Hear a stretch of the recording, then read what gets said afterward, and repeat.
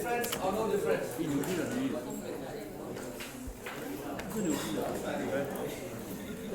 Different. He's within the area. What is the result of these two? One of it is in the area. Huh? What's the result of these two? This is integral of the E field punching through a surface over the entire closed surface that's closed. This is integral of the E field punching through a surface area, right, but over an open surface, meaning to say it's a not closed surface. So, and this is equals to Q over epsilon naught, right? This is Q over epsilon naught, right? Correct? But this is equals to the total number of field lines. This is equal to the total number of field lines passing A, passing the area A. So one is basically saying that you have a source Q, right? And then you define a Gaussian surface that totally encloses this Q, right? That totally encloses this Q. So this Q will come out with, will emanate E fields E everywhere. Correct? You will emanate E fields everywhere, and it will punch through this surface. It will punch through this surface, right? And this surface has got area vectors dA at every part, right? So there's a dA, there's an E, right? You will punch through this surface. There will be a dA. There will be a dA here, right? And then if you take the dot product of E and dA and all the surface and you integrate over the entire surface area, correct? You get Q over epsilon naught. What about this one? That is Gauss law, right? Gauss law says this is open. Open means, let's say you have a Q here, right? And then you have an open surface, say a piece of flat sheet. A piece of flat sheet like this, right? So it's a piece of flat sheet with some sort of contour or something like that, but it's not closed, Okay? So the Q will emanate a lot of E fields. There's E field here, there's another E field here. And the E field, right, will punch through this surface. It will punch through. And then if you take the surface area at this point, dA, and you take the surface area at this point, say dA, right, and you take the surface area at this point, which is the area vector, and you E dot dA plus E dot dA plus E dot over the entire surface integrated, the entire, sum it all up. That gives you the total number of lines of E lines passing through this surface. That's what it means, the open one, okay? Understand? Right? The total number of field lines that is going to pass through this open surface. Understand the difference? One is a closed integral over a closed surface. The other one is open one, right? Okay, so now I didn't explain this in lecture, so because this is relevant to this thing, right? So you see, once I have a hemisphere, an open hemisphere, there are field lines crossing it, right, horizontally towards this hemisphere. So what is the phi? Right, the phi is the total number of field lines, right? The total number of field lines passing through this surface. Can you find that? Alright, using three-dimensional integral. Cannot. Okay. The answer is here. I will not. It's quite a.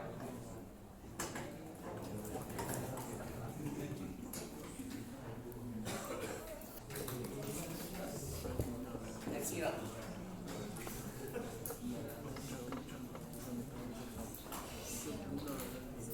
Okay, so now I'm going to explain to you the question.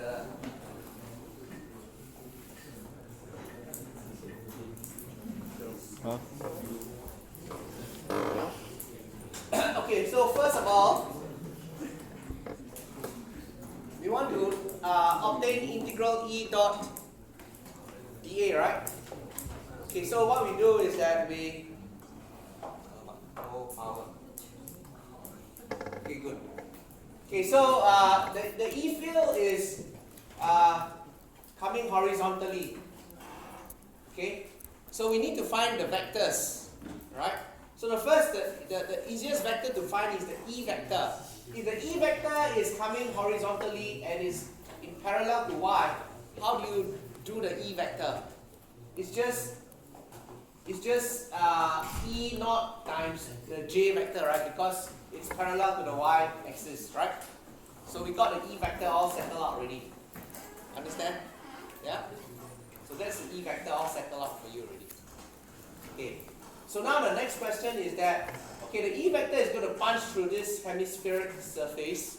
So we need to find a small little incremental area called dA on the surface of this hemisphere. So how do we form this dA vector? So the dA vector, if we form a sort of a rectangular patch, can you see the rectangle patch? Right, the rectangular patch. Okay? So we just need to find the length times the height. Length times width. So call this this part here is the length. Right?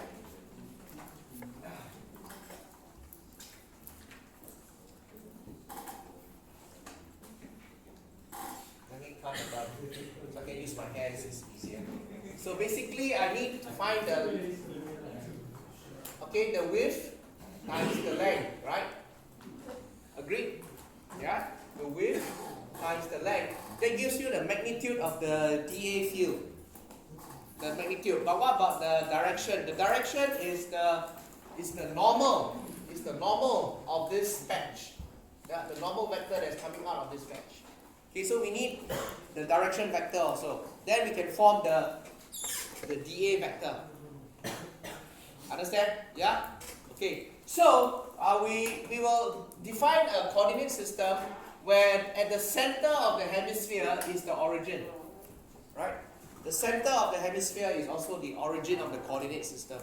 It's a XYZ coordinate system, but since that this is a sphere, right, we will use spherical coordinates. Spherical coordinates r, theta, and phi, rather than XYZ. It's more convenient to integrate.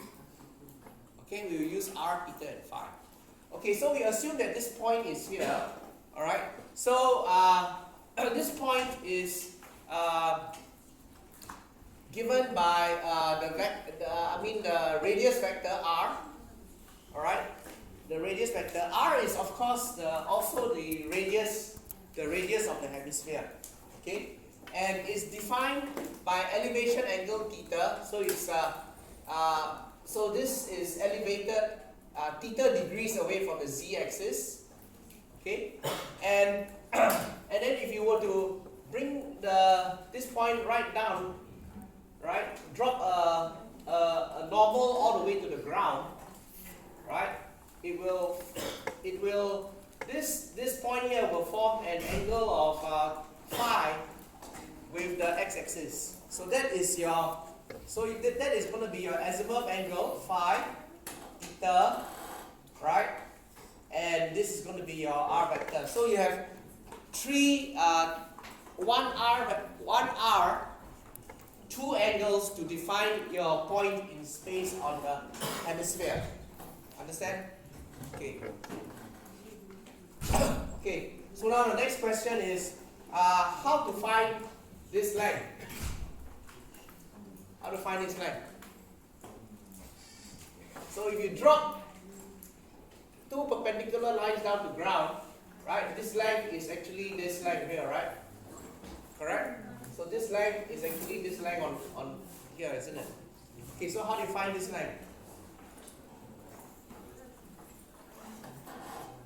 Okay, so you know it is basically this is phi, right?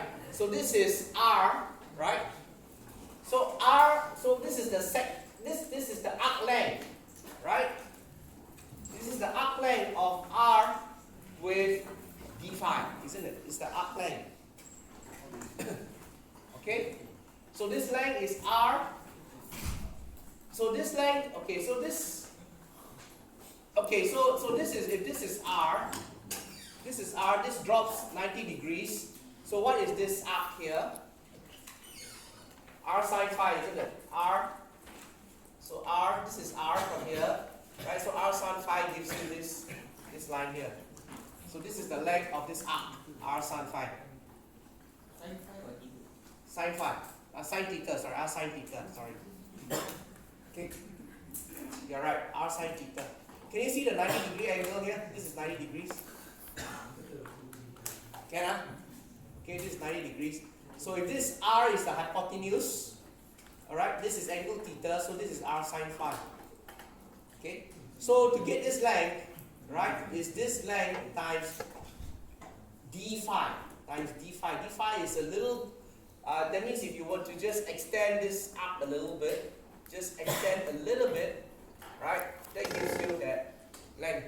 And if you, because you are going in the phi direction, so it's d phi, right, r d phi. What's D stand for? D means small little incremental angle in the phi direction, right? D means incremental, that means, okay, this is phi, so d phi is a little bit more, right? A little bit more in the phi direction. Okay, so it's actually that incremental length here. So r sine phi d phi is this length. Okay? Okay? And r sine phi is this length, this arc length, right? This arc length, right? Times that small little angle d phi. Maybe I'll draw, and for those who don't know what's going on.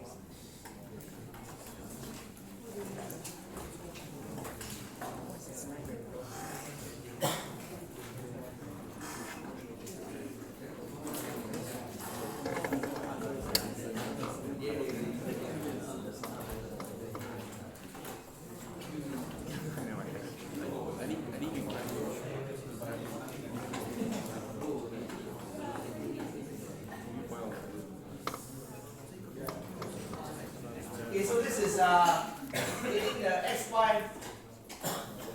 Okay, so if this is xy, right? So this is phi. So phi is this angle that's going up this way, right? Phi. Right? So I just want to find what is this small little arc length. Right? What is this small little arc length? So this length is r sine phi. R sine theta. This length is r sine theta, okay? This length is r sine theta already, okay? So I just want to find what is the length of this guy here, this length. What is this length? So this length is actually just another small angle d phi, right? Another small incremental angle, just slightly bigger than phi. Just making d phi in the direction of d phi. So what is this length? This length here is how much? It's the arc length, right? So it's just the radius times d phi, right? So it's just r sine phi times, r sine theta. R sine theta times that d phi, okay? Okay, so it's just that length is r sine theta times d phi, okay? Because okay, so we come back to the three-dimensional thing. Okay, so remember this is your x, this is your y, right? Your phi is taken from the x direction. So this length is actually the hypotenuse drop down to the ground, right? Hypotenuse drop down to the ground. So it's r sine of theta that gives you that length. Then you want to find this one, right? That length. Okay, so it's r sine theta d phi. Okay. Okay, what about this line here? This one.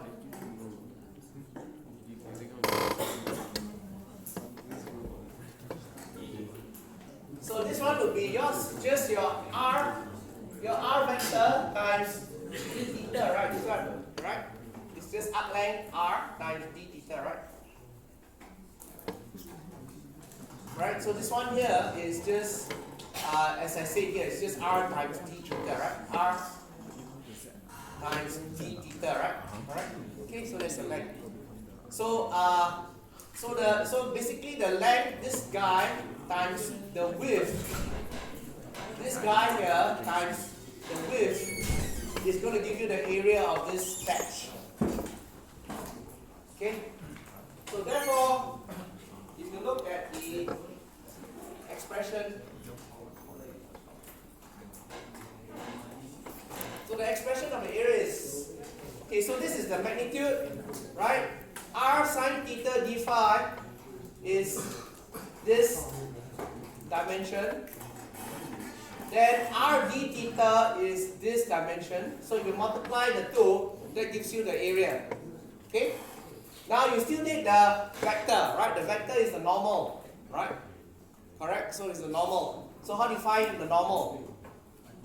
So basically, to find the normal is basically this vector, actually the R vector, right? So basically, to get the R vector, you are basically going x. You are going x by how much? You are going this way, then you go this way, right? And then you go that way, right? So you have this vector plus this vector plus that vector. That gives you your R vector, correct?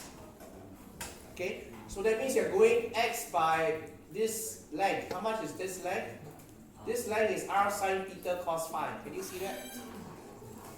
Okay, so this is the hypotenuse R sine theta. This is the angle phi. So what is this length? This is a right angle triangle. Can you see? Right? So this length is just R sine theta cos phi. Right? R sine theta cos phi. So you're going x by R sine theta cos phi, which is in the I direction. Correct? And then you go y by how much? R sine theta sine phi. Can you see that? Okay, this is a right angle triangle. Can you see that? So if this is the hypotenuse, this is a right angle here, right? So what is this length? R sine theta sine phi. Okay? Alright? It's just Tokaso. Alright? If you don't know Tokaso, go and revise with your secondary school teacher. Okay? Alright? So this is your y direction, R sine theta sine phi. Okay, so that's up. Okay, then finally your height. So if this is a right angle triangle, right? This is the hypotenuse. This angle here is theta. So what is this length? It's just R cosine theta, right? This height is just R cosine theta, right? So this R cosine theta in the k direction. So this is your vector. Okay. Now your vector is not a unit vector. This one got multiplied by R. So this is not a unit vector. So cannot. You have to use a unit vector for direction, right? Alright? So you have to divide by the R to get a unit vector. Okay? So this makes this whole thing a unit vector. So this unit vector added to the magnitude of the area, now you have the area vector. dA. Okay? So now you expand everything, this will give you this expression. You just expand out everything, right? The R and R cancels off. This, for example, this guy times this guy. The sine and the sine becomes sine squared. Oh, sorry. I got a feeling this shouldn't be an R squared here. Sorry. That's just R. Sorry. That's just R.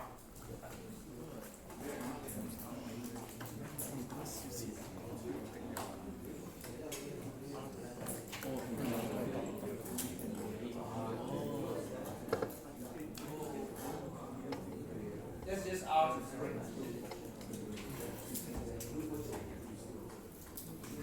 Okay, that's just R. R and R cancels out with R. Right? Then this is sine theta cos phi. Yes, this is this guy. The d phi and d theta, I put it to the end. These two I shift. Oh, sorry, it's another R here. It's R. Two R's. So the R's can come back. Sorry. Yes, there's two R's. No, there is a square here. There is a square because there are two, three, 1, 2, and then one below, right? Okay? And another one on top. Okay. So 1, 2, Yeah, so r cubed over r is r squared. Yeah. Okay. Okay, so r squared is still there, sorry. The sign is there. Okay, so this is just manipulating. Okay, now we go on to the next. So now we want to find the number of field lines. So we want to find the number of field lines.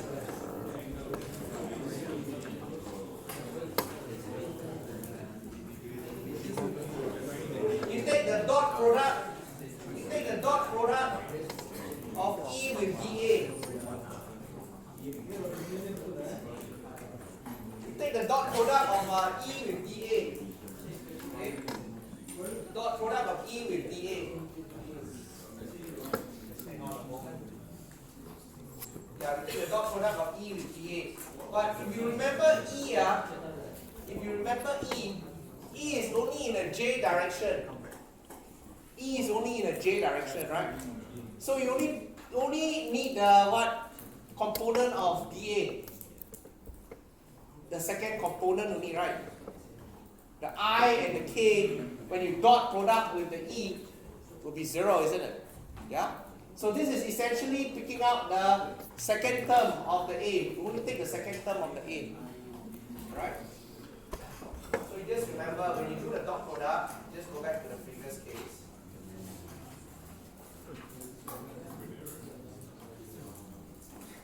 Okay, your E is only in the J direction, J only, right?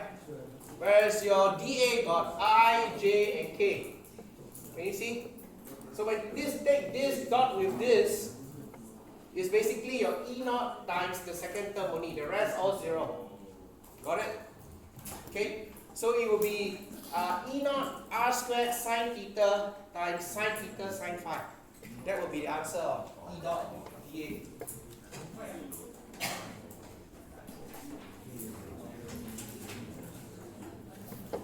Okay, so this is what you get after you do the dot product. Alright, only one term comes out. And then the dot product is a scalar. So the vector all disappear. This one no vector anymore, right? It's a scalar, no more vector. Okay, no more vector. So now you want to find, this is the total number of field lines in that dA area. Understand? This is the total number of field lines in only the dA area. So if I want to find the entire number of field lines passing through the entire area, I now have to integrate the entire surface area. So I have a d phi and d theta angle. So now I have to do it the entire hemisphere, right? So to do the entire hemisphere, you need to know the range of your elevation angle. So your range of your elevation angle is from 0 to 180 degrees, right? Elevation is from 0 to 180, right? Okay? So therefore, what is the range of your azimuth angle? It's only a hemisphere. So it's only 0 to 180 degrees or so, right? Yes. Both are hemispheres. So it's from 0 to pi, 0 to pi, right? Integrate. Right? With this. So the first thing is to group the thetas together first. Take this theta, the sine squared with that theta. So we integrate the d theta part first with the limit 0 to pi. Okay? So if you integrate this, you get this. Right? And then we do it from 0 to pi. Then after that, this one can come out already. This one can come out. Right? Then after that, we integrate 0 to pi sine phi d phi. Okay? We integrate 0 to pi sine phi d phi. So it's a double integral. The reason why it's double is because it's a surface area integral. So it's a double integral, right? First we do the theta, then we do the phi. Right? Then after we put in we put in the limits of the integration. So in the end, we get a very nice answer: E naught pi r squared. Right? So that's the total number of field lines passing through that hemisphere: E naught pi r squared. Understand? Alright? So that gives you a simple answer: E naught pi r squared. So this basically introduces you to double surface integral, alright? Okay, double surface integral. Are we clear on this? Yeah. So this is total number of field lines passing through that area. Okay, let's move on. Let's go to the next question. What does the next question ask you? So the next question says, it is so clear that there is a much easier way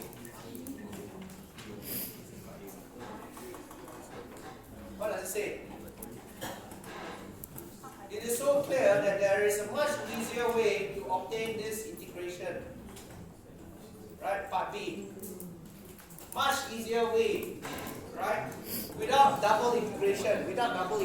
If one simply views electric flux as the number of E field lines passing through an open surface. So describe in detail an alternative Gaussian open surface that can just as well be equivalent to the electric flux value that is passing through the hemispherical surface without integration.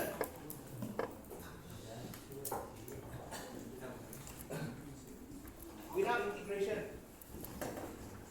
So describe another surface that is so much simpler than this hemisphere that will catch the same number of E field lines as this guy. It will catch the same number. But the dA of this guy is in the same alignment as the E field. You know what I mean? So can you find a okay? Let's say there are 10 lines. This is the number of this is the flux. So let's say there are 10 lines. How many lines? 1, 2, 3, 4, 5, 6, 7. Okay, 7 lines. So this is the 7 lines that's passing through this guy, right? Okay, I'll draw it out. I don't know this one. So let's say. So the question now is this, right? You have got this hemispherical surface. Okay? So you have 1, 2, 3, 4, 5, 6, 7 lines passing through. So your 5, let's say your 5 is equals to 7 after you do all this stupid integration that you just did. Right? So let's say E naught pi r squared is the answer, right? You got the answer was this. And that was equals to 7. That means to say the number of lines is 7. Correct? And the problem we had was that when the E lines cross this surface, the dAs are not aligned with the E's, right? This is the E, that is the A. The dA is not aligned, there's an angle. So we had to do this stupid integration, right? Very troublesome, right? Correct? Great. We had to do this integration that was so stupid, but we still got E naught r squared is 7. So the question is, can I find an alternative Gaussian surface that don't need to do integration but can also catch the 7 lines? No need to do integration but can also catch the 7 lines.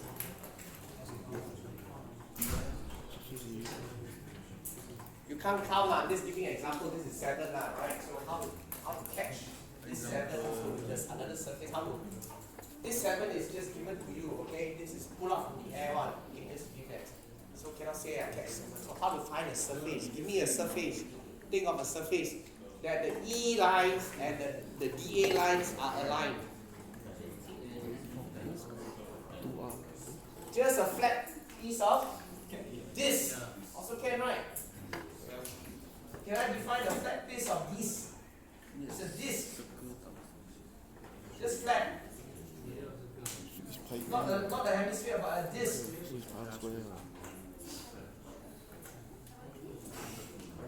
Right? It's a flat piece of disc. This is a disc. Right? The area of this disc is the area of this opening of the hemisphere, the same area. Would I catch the same amount of lines? Agree now? Correct. I will catch the same amount of lines, right? If I define the disc whose area A is the same as the open surface area of this sphere. Is it? I catch the same amount, right? So why do I define a Gaussian surface so simple as that? Because if I define a disc like that, guess what? All the dAs are all aligned. They're all the dAs are all aligned with the E field. All the dAs are all parallel to E field, so do I need to integrate? No need. So in that case, I define this, that is radius R, right? Which is the same as the hemisphere's radius, same as the hemisphere's radius. So in that case, I don't have to integrate. So it's just the surface area of the disk times E. That's the total flux. Got it? So therefore the answer is, what's the surface area of the disk? Pi r squared times E naught. So what's the area of the, what's E? E naught everywhere is E naught, right? So it's just pi r squared E naught. See now? And notice, I can get the answer without integration. We took such a long time to get this. Right? Explain half an hour to get this. But this one you can get straight away if you know what it means. Correct? Okay, so this is just teaching you the concept. Alright? Okay, so in all of Gauss' law, right, it's up to you to define the surface that you want to catch. Right? This surface is up to you to define. You can define a very complicated surface like a hemisphere, you make life difficult for you. Or you can, create your own that's easier. Okay? So we come to the, so that solves the second question. We define a disk, alright?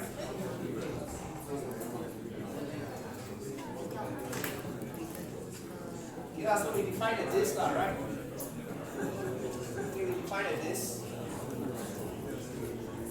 Okay? It's the same, right? So the answer you get straight away, you can see is E naught pi r squared. Okay? Okay, the final question. If the E field is perpendicular to the axis, right, then what is the flux through the perpendicular? Right, so you ask yourself, if the E field is not in the J direction but is now perpendicular to the hemisphere. So let's say you have this hemisphere, right? So we have this hemisphere, okay? And the E field is now going this way. So what is the flux? So it is going through this way, right? E field is now, this is E. Right? So what is the flux? What is integral E dot dA? This should be simple. Sir, I have the cosine. What do you think is E dot dA? What is the, let's say that we change the direction of the E field now. Instead of going this way, it's going this way. The whole thing 0. Yeah, the whole thing is 0. Why? Because of cosine. Because when you do a dot product here, what's the answer? 0 because cosine The 90. dA here, you do a dA with the E here on top, okay? So your dA here would be what? In the opposite direction of E field, right? Correct? So if you do a E dot dA here, the dA will be in the opposite direction. But then if you do a E dot dA on that side, this will be positive, right? One positive, one negative, right? Then what will happen when you sum it all over the entire surface? It should be what?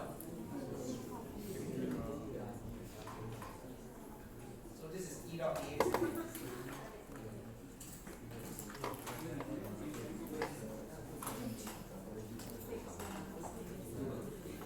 Okay.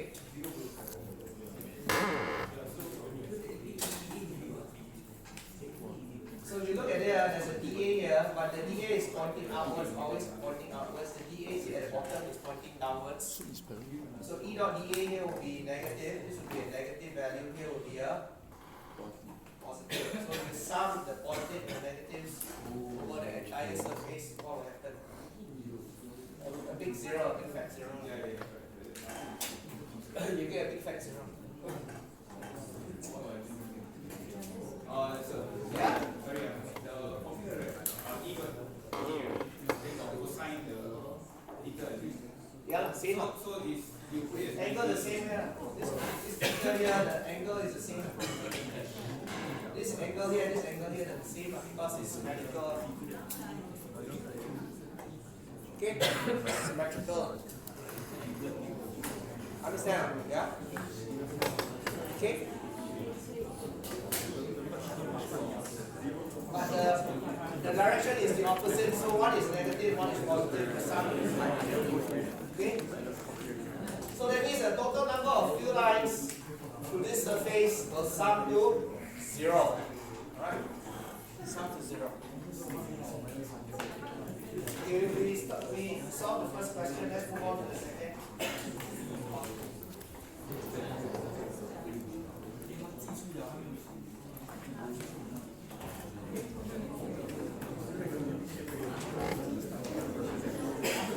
Okay, we have a sphere of radius r0.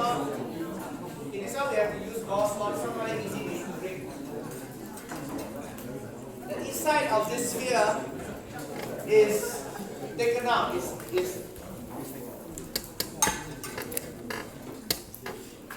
someone took this out? Please, I don't know. Let's see the chunk out. Okay. There's a volume charge density of rho e, right? You take r0 over 2 out, sweep up left empty. So what is the magnitude and direction of the electric field at point A? Huh? How to solve this using Gauss law?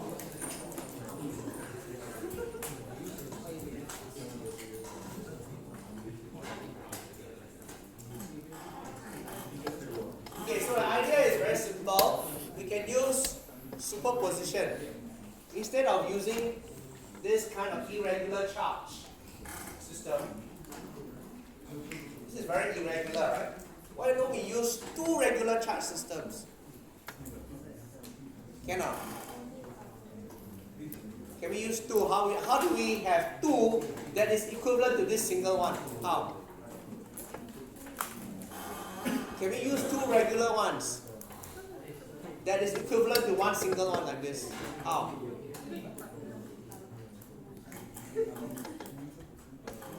Anyone? Can you think?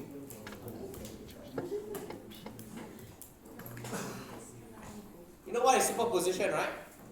What's that? If we have multiple charge, we do it as if one is not there, and then we sum it up, right? Sum up the results together. So how do we do this? So we define a sphere. So what we do is that we define a sphere, same as this. So we define a sphere. So instead of having a piece that is dug up, right, we have a sphere that is totally rho e, right? That is rho e throughout. Rho e.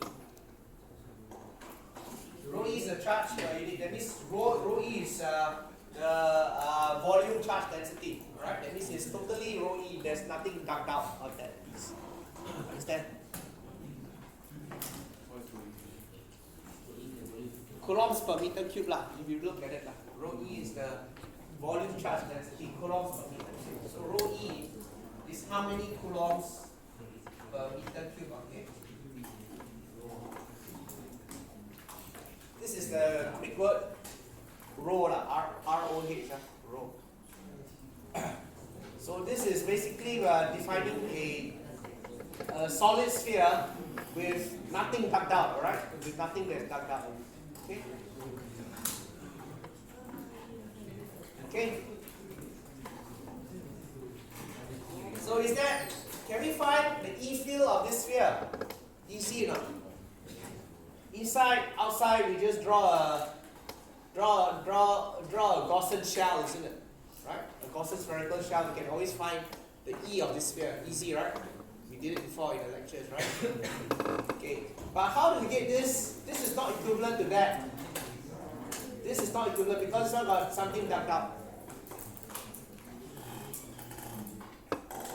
So this is rho E throughout. Then what do we do? How to make this the same as that? We define a smaller sphere of this size, but the charge is minus rho E. The charge is minus rho E. And then we will put that small little sphere inside that part here, inside the area then. So what we'll do is that we will define a minus rho E. We will define a minus rho E. A minus rho E, right? Where the length, this is R naught over 2. So this is R naught over 2. This is R naught over 2, right? This is R naught. Okay? And then we will insert this guy into here.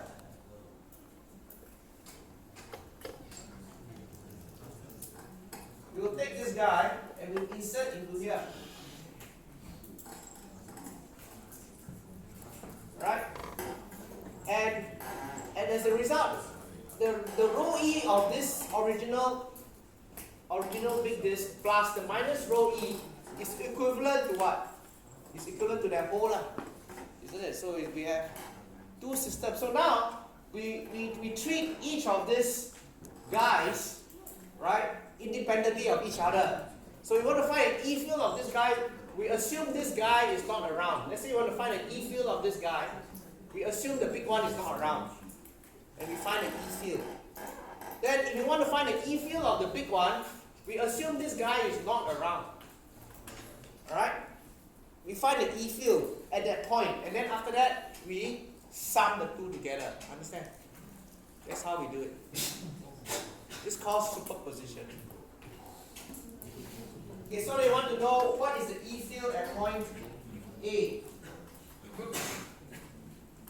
What's E field at point A?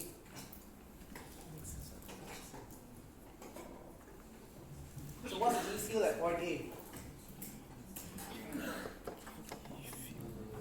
So for point A, right? So for point A E field, right? We first, for point A E field, we will look at the smaller minus rho E charge. Right? Minus rho E charge. So the smaller one, if the smaller one is here, right, then point A is on the left edge of the smaller one, right? It's on the left edge. So that means if you look at rho E, minus rho E, if you look at the minus rho E charge, this here is minus rho E. Point A is just here. Point A, as far as this guy is concerned, point A is on the extreme left edge, right? That's point A for minus rho E charge.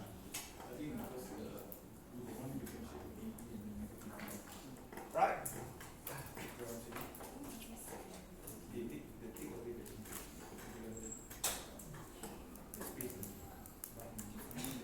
Okay, so point A is here. So what's the electric field of this guy with minus rho E as the what, right?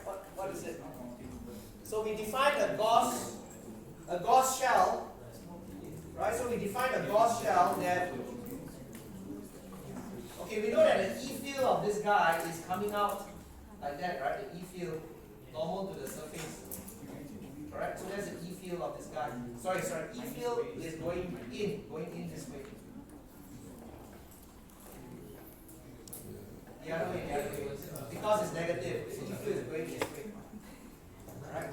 So we define a Gaussian surface which is perpendicular to this E field so that we don't have to do the E dot dA stupid thing, right?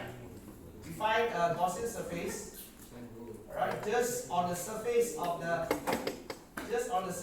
this is also a sphere. It's also a sphere, right? That encloses the entire charge. So we can say that E of A, right, times 4 pi r naught over 2 squared. This is E dot dA. We are using Gauss law. Remember Gauss law sigma. Integral the entire surface area equals to what? Q over epsilon naught, right? Correct? So we are doing this part. So E at point A, right, times the Gaussian surface area, which is the green color, is 4 pi r naught over 2 squared, right? Because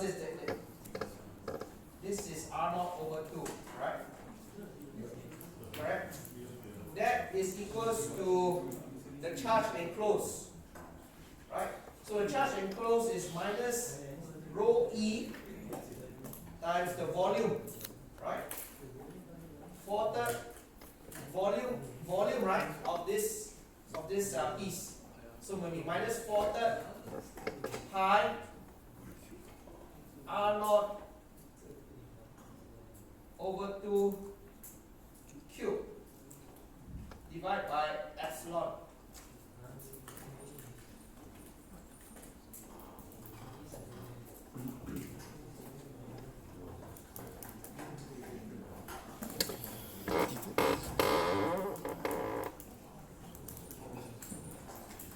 Okay.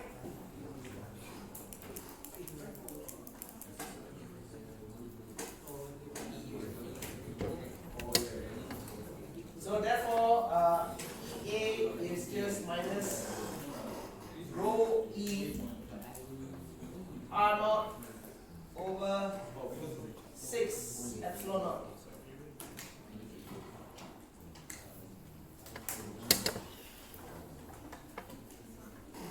Okay, so this is EA due to the smaller charge. Okay, now we do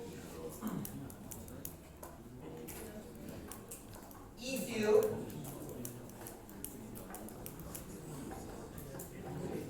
due to the larger. So instead of minus now we do the plus rho E charge. Okay, so in that case we'll now look at the larger one. So in the larger one we have a bigger fella. And we're looking A, as far as the bigger fella is concerned, right, is right in the center. So this is R naught, right, for A, and this is, inside here is rho, positive rho E, right? Yeah, positive rho E. So what's the E field at the bottom? Yeah. So we define a sphere. Alright? A sphere with a volume of 0. Because you're talking the center, right? So we define a small little sphere, right, that encompasses this point, and the volume of this sphere is 0. Okay, so what is the E field at this point?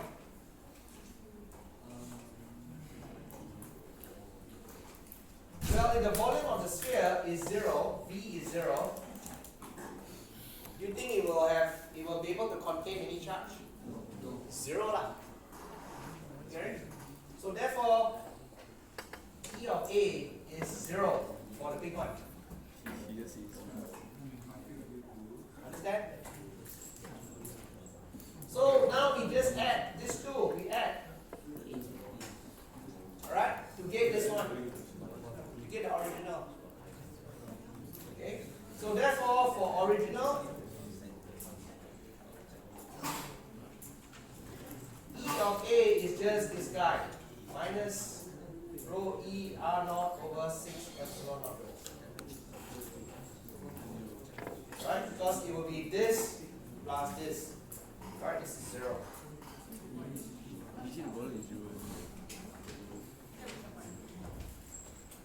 Okay, how do you find the other one here at point B? How do you find point B? How do you find point B? Okay, this one I give you the answer, you go back and do yourself, okay? Why not?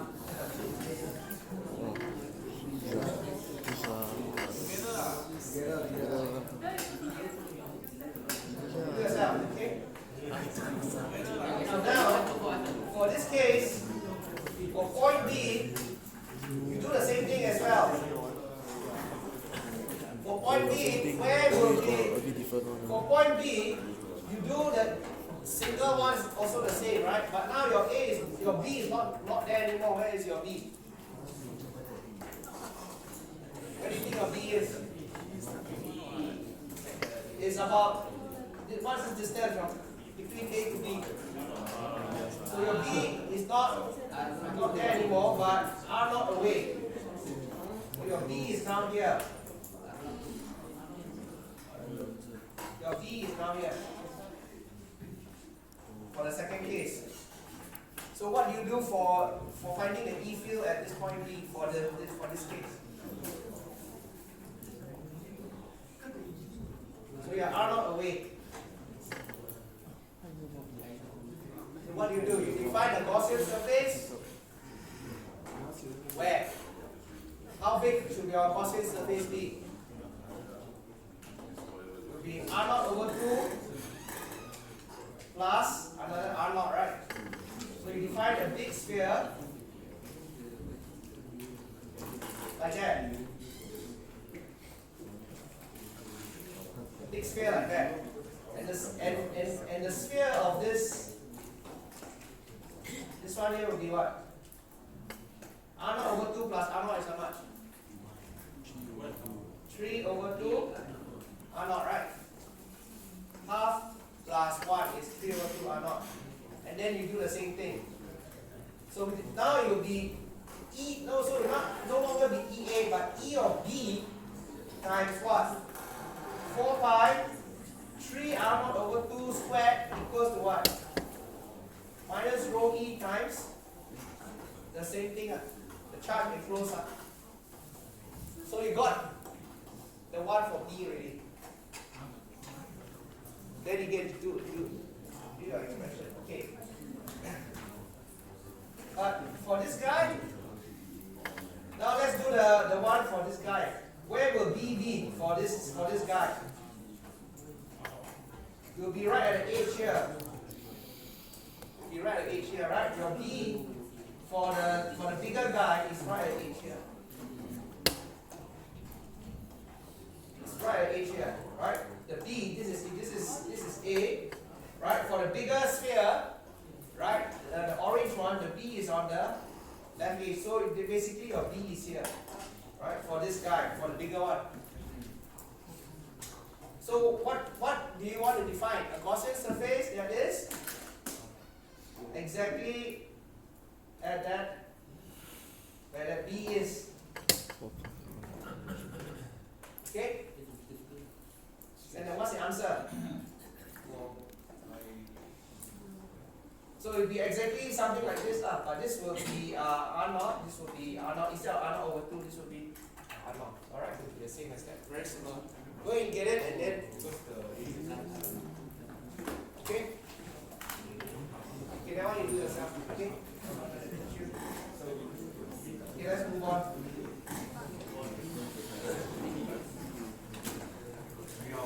Go ahead.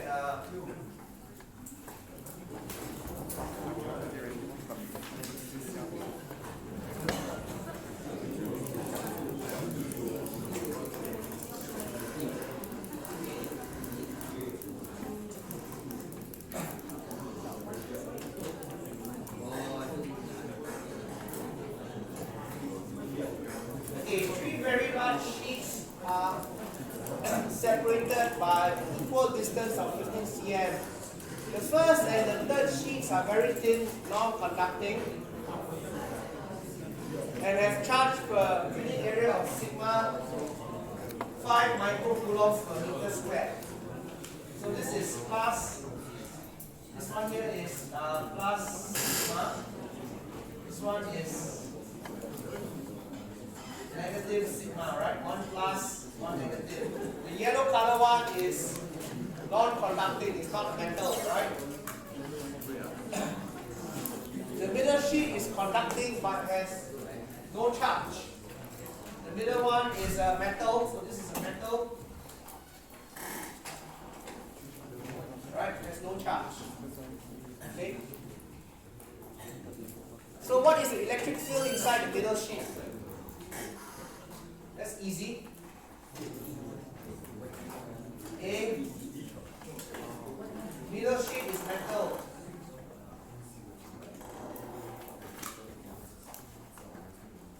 Right? So got electric charge. In the metal got no electric charge, understand? Otherwise the charges will still be moving. So it's not. So middle sheet is metal, so this implies charges are all static.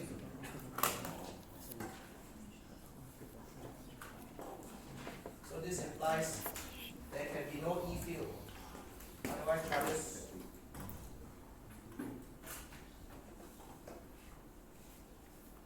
E field inside the metal. Otherwise what?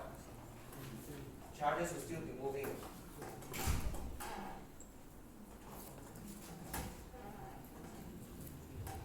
Right? But they are not moving, they are stuck. Alright, they are already stuck, right? Middle sheet is metal. This implies charges. Alright, so not implied. As charges, the middle sheet is metal, right? And we note, so as charges are all static, static means not moving, then that means there can be no E field inside the metal. Otherwise, charges will still be moving in the metal, which is contradictory to the contradicts the first point. Okay?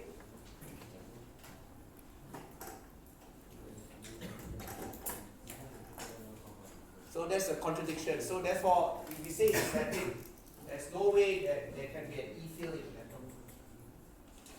Okay, number B. Okay, what is the electric field between the left and the middle sheet?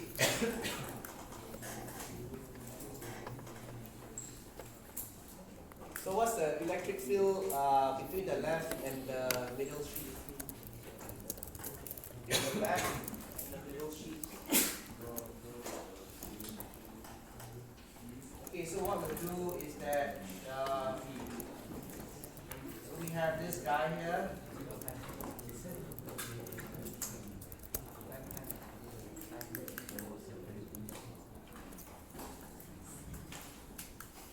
This is all.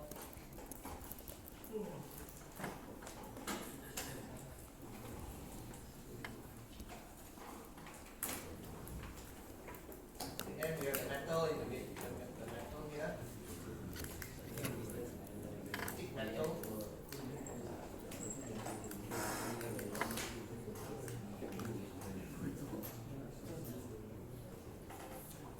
So we want to find an E field between the left and the middle. So we define a Gaussian surface. So we define a red color Gaussian surface.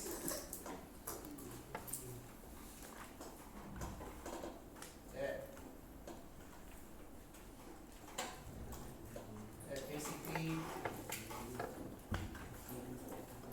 okay, Gaussian surface, right? So the area of this is A, right? The area of this is A. Okay.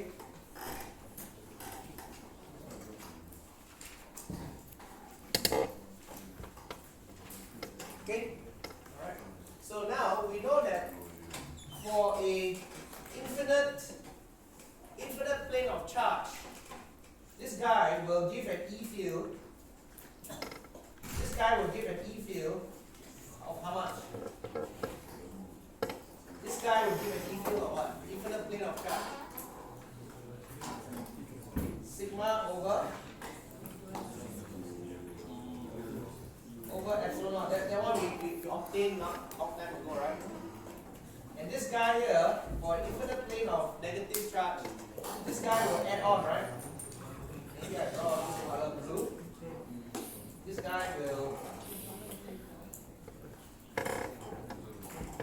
So this guy will add on, right? The blue also will add on, and this guy also will add on another sigma over epsilon naught over 2 epsilon naught. Sorry, sigma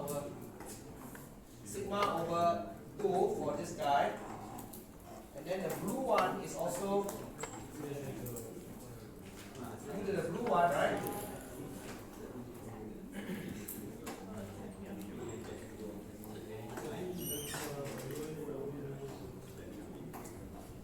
This one here, right, is also sigma over 2 epsilon naught, right? Remember? So, okay, so what can we say?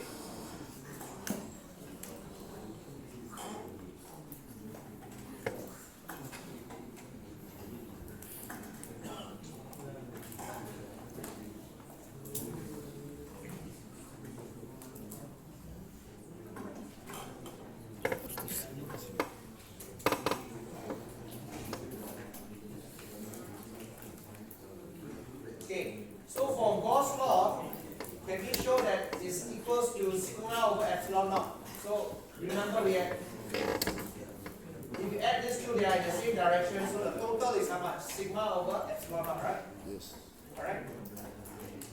Okay, so the question now is, if I draw a Gaussian surface, right, can I use Gauss law to show that the electric field is sigma over epsilon naught?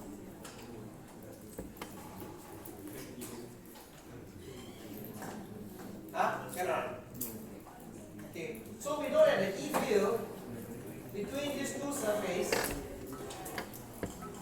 the E field between these two surfaces is what? Is all going, the E field is all going in this direction, the E field, right? From the positive to the negative and so forth, right? The E field is going this way.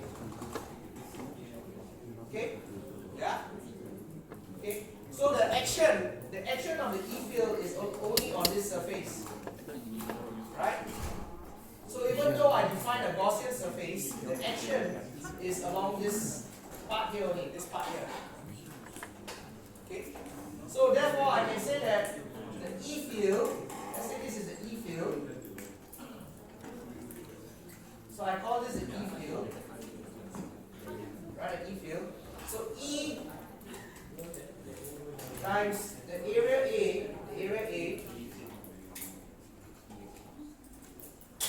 is equals to Q over epsilon. So E times the area here, alright? Well, actually you have to do this whole thing, like actually you're supposed to do that. You're supposed to do that, okay? You're supposed to do that. So that means that you have to do E dot dA here. You have to do E dot dA over there, plus E dot dA over the curved surface also, everywhere, in order to do the entire thing. Alright? So this is your Gaussian surface. So you want to do the entire surface area, you have to do E dot dA here, plus E dot dA here, plus E dot dA over there, plus E dot, over the curved surface area also, right? You have to do E dot dA over the entire closed surface that equals to the charge enclosed by this thing. So where is the charge? Yes, you see there are negative charges here on the cylinder here. Why can't we not use a sphere to determine the shape? Because we don't use sphere, because all the E fields are parallel. Oh, okay. Okay, so we use a flat face Then instead. what about the disk? Can we use a disk? Must be a close, must be a close. Must be a close. These can So I use a cylinder as a close. Okay. Okay, so now we have to do E dot dA at this surface. So E dot dA on this surface is how much? It's just E times the area here, right? Correct? Now we have to do E dot dA on this surface. What's the E field inside here? It's a metal, right? What's the E field here? 0. So the E field is 0 inside metal. No E field in metal. No E field in metal. No E field in metal. Alright. No E field in metal. Then what is on the curved surface of the can? What is E dot dA? On the curved surface, right? On this curved surface here, what is the E dot dA?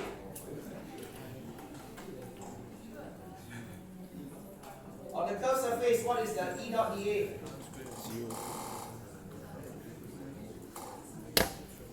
Okay, your E field is going this way. Your E dot dA is perpendicular. Can you see that? The vector of the curved surface is perpendicular to the green. Right? So E dot dA of this is the curved surface. This is curved. Right? This dA is perpendicular to E. So this one is perpendicular to each other. So if you take the dot product, is what? 1. 0 lah. Right? For dot product.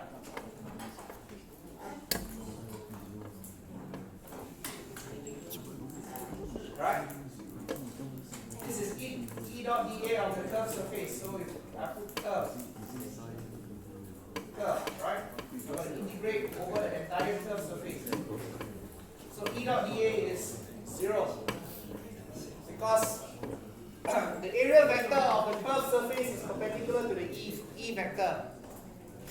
Okay, so having look at the whole entire surface already, having covered the whole entire surface. We consider this surface, we consider the back one. The back one is 0 because no E field in the metal. Then we consider the curved surface, right? Which is perpendicular to the E field. So the only one that survives the integration is this face. The only one that survives the integration is this face. Okay, what is this equal to? This is 0, 0. So therefore we get EA equals to what? Charge enclosed. So the charge enclosed, okay, if this is sigma on this side, then the charge enclosed on the metal is what? It's just minus sigma, right? Charge enclosed on the metal. Right? Because if there's plus, then it will attract the negative. So this charge enclosed on the metal will be what? Minus sigma. Right? The charge enclosed is this charge here, right? By the surface. So the charge here will be all this minus here at this side here. Right? So it's minus sigma over sigma times the area that gives you the charge. Sigma times the area of this side. That gives you the charge enclosed by the cylinder. Alright? Divided by epsilon naught.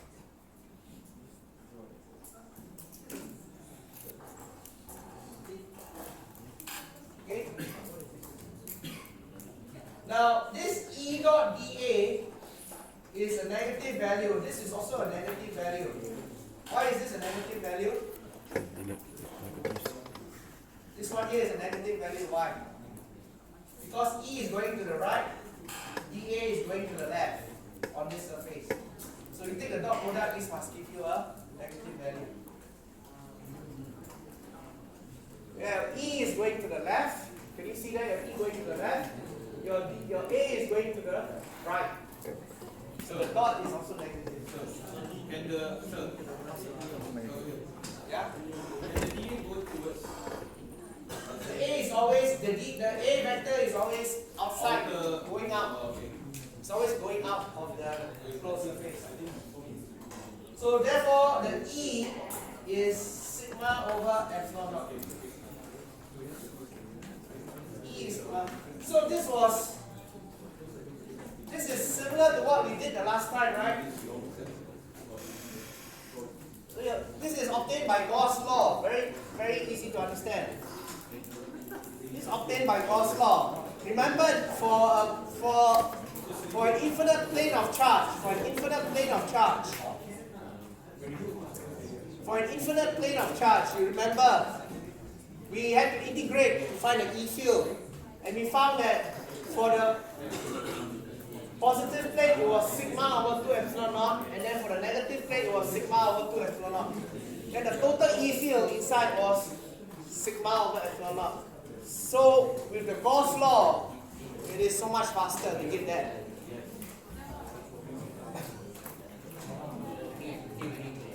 Okay, for the Gauss law, it's so much easier to get that without integration at all. Okay, so this was obtained by brute force, right? This one was phase 2. The E field for the positive plate and the E field for the blue plate was obtained by brute force, by integration. And just imagine, I can explain this using Gauss law. Right, just using Gauss law. Okay, so what is the electric field between the left and middle plate? Same as here. So but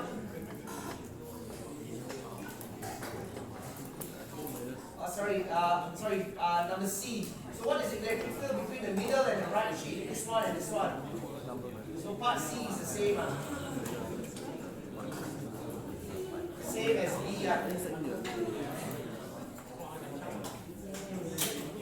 Same as B. Right? So what is the charge density on the surface of the middle sheet facing the left sheet?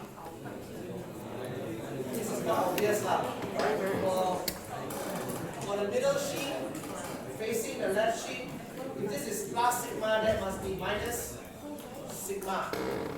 Okay, obviously minus sigma. Okay. Okay, what is the charge density on the surface facing the right sheet? Okay, if this is minus sigma, that must be plus. Because the minus will attract an equal number of charge, right, on the other side. Right? Equal number of charge on the other side. Okay, so if this is minus sigma, this here must be plus sigma, and then this one here facing this must be minus sigma. Right? One positive charge will attract another negative charge. So forth. Alright? So if this is plus sigma, then it will attract a minus sigma equivalent of negative charge on this side of the metal, and if it's negative sigma on this side, then it will attract a positive equivalent number of sigma on the other side. Okay?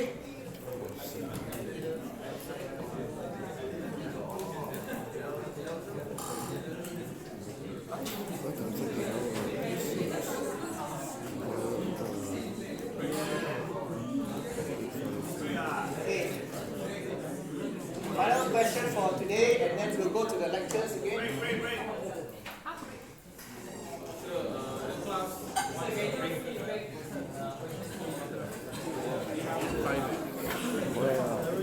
This will be for 10 minutes.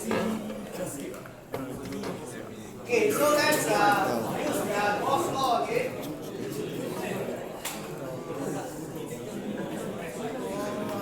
Basically, I have an electric field.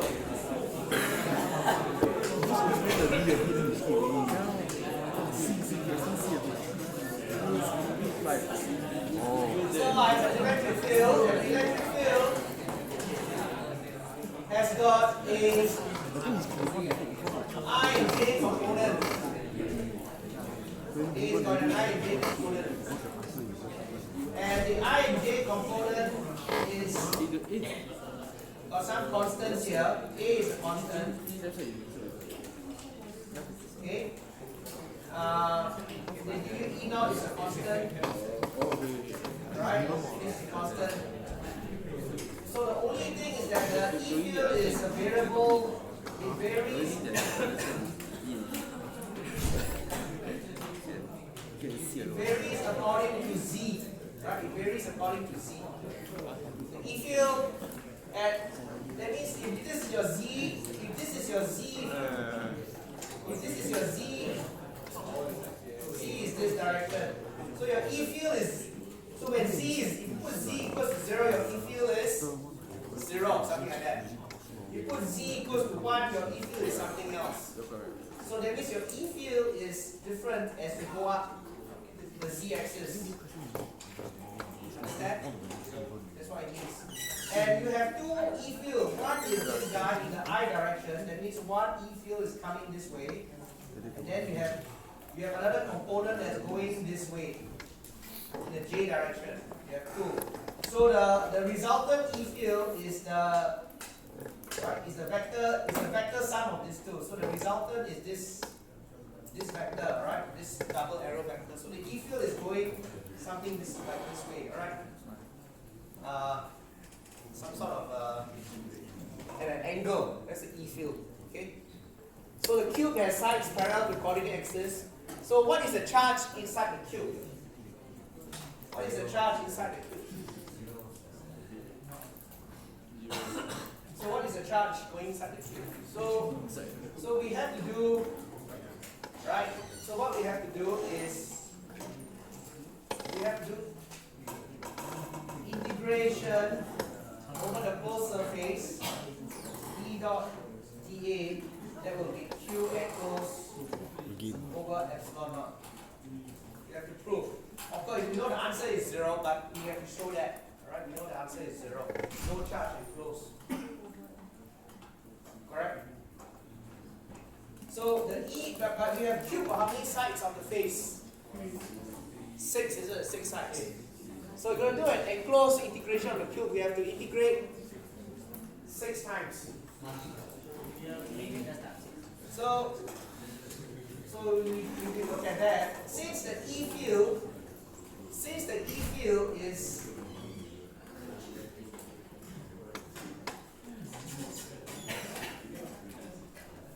so the E field is dependent on Z, right? The E field is dependent on Z. Okay?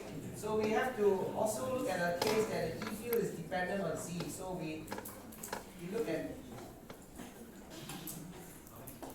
so this is called this is called the front face. It's called the front face. We call this the right face, right? Then we look at the back face.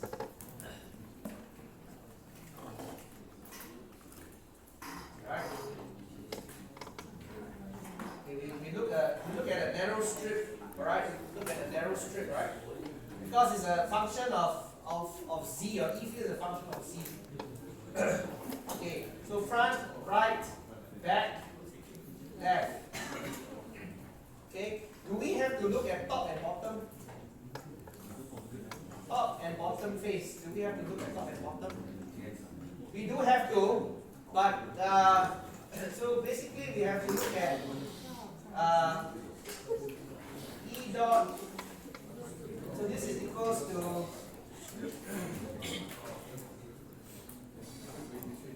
so we have to do it, integrate E dot dA on the front face, right? This plus E dot dA on the right face, right? Plus E dot dA on the back face, right? Plus E dot dA, right, on the left face, front, right, back, left, right? So we do the 4 sides, plus E dot dA on the bottom face, bot. So this is bot, plus E dot dA on the top. Okay. Can we find out the answers for the easiest ones first? What is E dot dA for bottom and top? 0. Why is it 0? What's flat plane? Because your dA for bottom is in the which direction? In the K direction. dA for the bottom. So the dA for bottom is where? Which direction? It's going in a k direction. So this is dA bottom, right? It's in a k direction. Correct? Can you see it's in a k direction? It's in a k direction. dA for top, dA for bottom is a minus k direction. dA for top is where? It's in a positive k direction. But what is E? E is where? Direction is I and J. So if you take an I and J dot with a K, what do you get? 0 lah. Right? So this one will be, the dot product gives you 0, this one will give you 0. Right? Because dA and E are perpendicular. This one will give you 0. This one also 0 for the top. Because dA and E are also perpendicular. Okay, so the top and the bottom all 0. So this is the two easiest one. Okay, now we have to do front, right, back, left. To do the entire closed surface. Okay, so how front, how to do? So, Yeah? must 2 more sides to be 0. Okay? Must 2 more of the sides to be 0. Either left and front or back and right. We don't know. May not be 0. We have to check. Because the front, okay, the front dA, how do you get the front dA? The DA pointing towards. So the front dA is in the I direction, right? Alright, so let's do this one.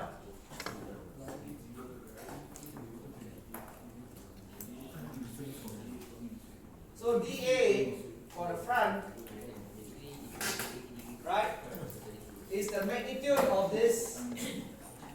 Is the magnitude of this slice, right? So we consider this is Z, right? If this is Z, then this small little thickness here is dz, right? Right? So from here to here is Z, and this small little thickness is a small little dz, right? So the magnitude of dA is dz times A. A is the side. So the magnitude is dz times A. Correct?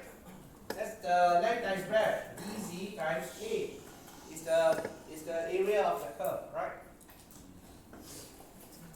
And it's in a D for the front, dA is pointing in the x direction, so this would be I vector.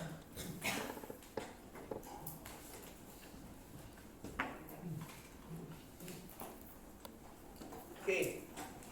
Now, if you write your E is E naught 1 plus Z over AI plus E naught 1 plus Z over no 1 plus.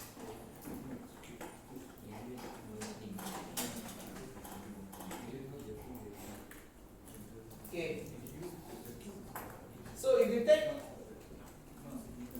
take this dot this, if you take this dot that, the J will not come in, right? Because your I dot J will be 0. So only this will survive, the dot product, right? Correct? Correct? Yeah? So integrate F E dot dA would be equals to integrate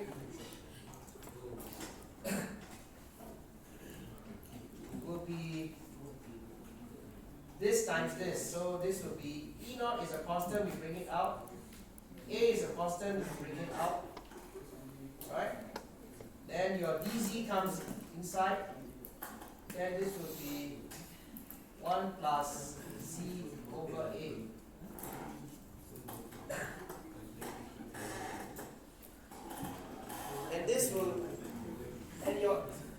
C goes from 0 to A, right? So it goes from 0 to A.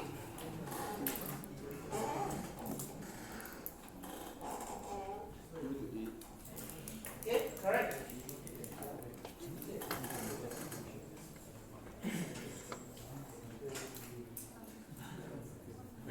Correct, right? Agree? So this is your integration for the front. But we don't have to integrate because we can see that there's some symmetry between the front and the back. Right? Now let's do the back. This one.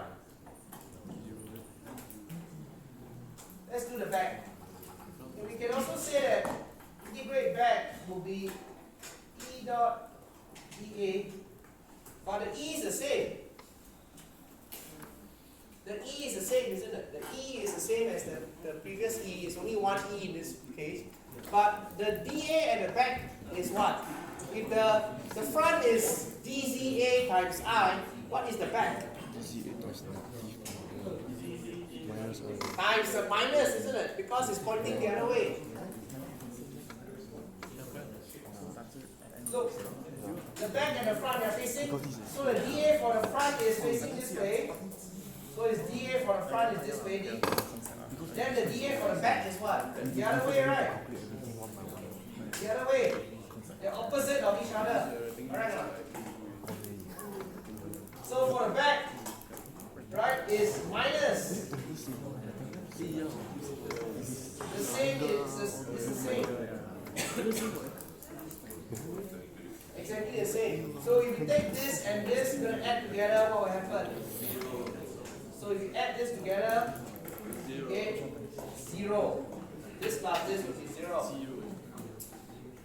Okay, what about right and left? 0. Also 0. Correct? Because this one, the right is in the J direction.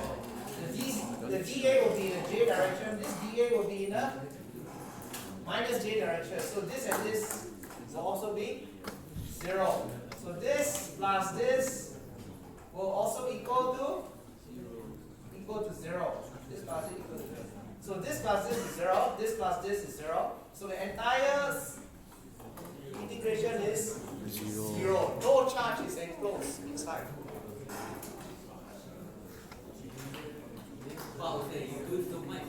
Understand? So therefore, charge enclosed is a big fat 0.